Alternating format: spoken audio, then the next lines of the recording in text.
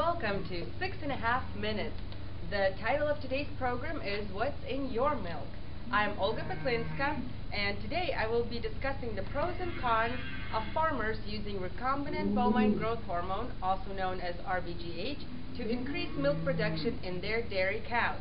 I'm here on location today in Fresno, California with Farmer Brown, who has been using rBGH to increase milk production in his cows for the last decade. Farmer Brown, can you tell us a little bit about it? Hi there, pretty lady. I'd love to tell you about my Holsteins.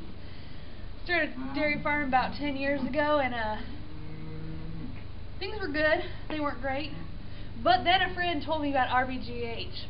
Increased my milk production by 15% per cow, which means I'm rolling in the dough. Well, that sounds really great. Do you know if there are any negative side effects to this?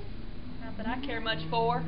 Oh, so then do you label your milk cartons to let the consumers know that they're buying milk from rBGH treated cows? No, hey there.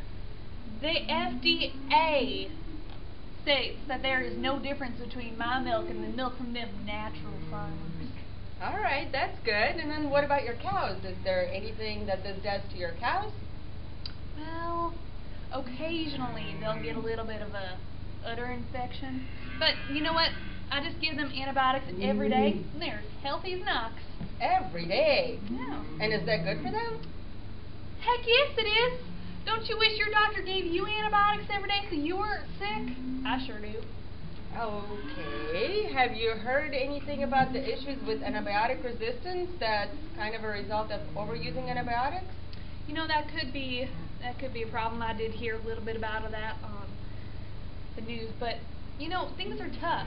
These big corporations are coming in, they're kicking us little farmers out, taking our farms, you know, and I'm going to do just about what I have to do to keep my farm. All right, well, thank you for your opinion and for your time. You're very welcome.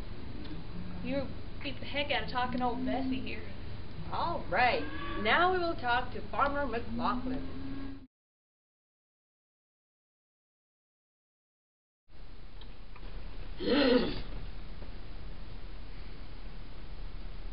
Hello, Farmer McLaughlin. Can you tell us a little bit about yourself and about your farm, please? Hi, I'm Sarah McLaughlin.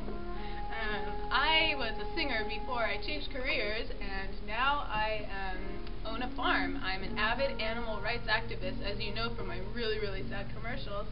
And now I inherited this farm, and I am trying to create a completely natural dairy farm. Okay, that sounds great. Can I see your farm? Yes, let's go.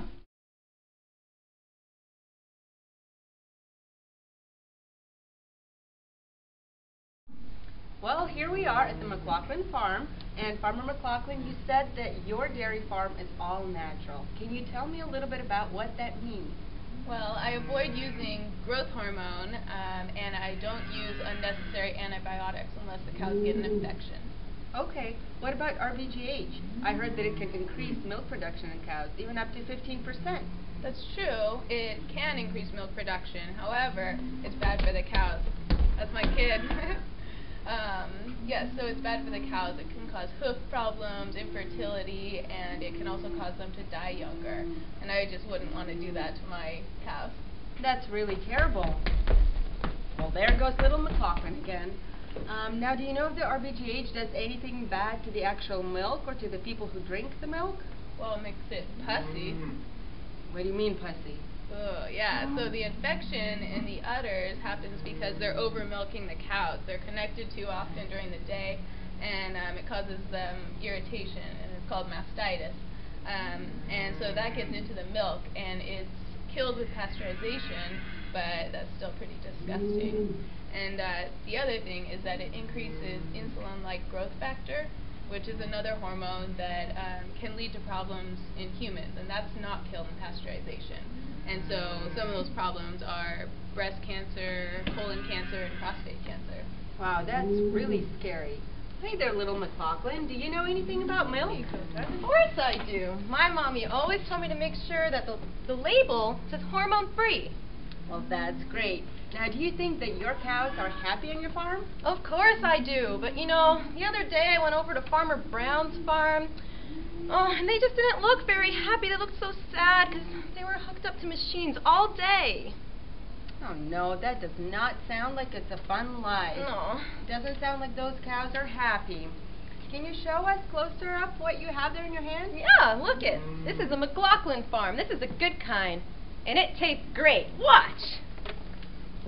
It tastes so good. Got milk? Go. Thank you very much for joining us for this segment of 6.5 Minutes.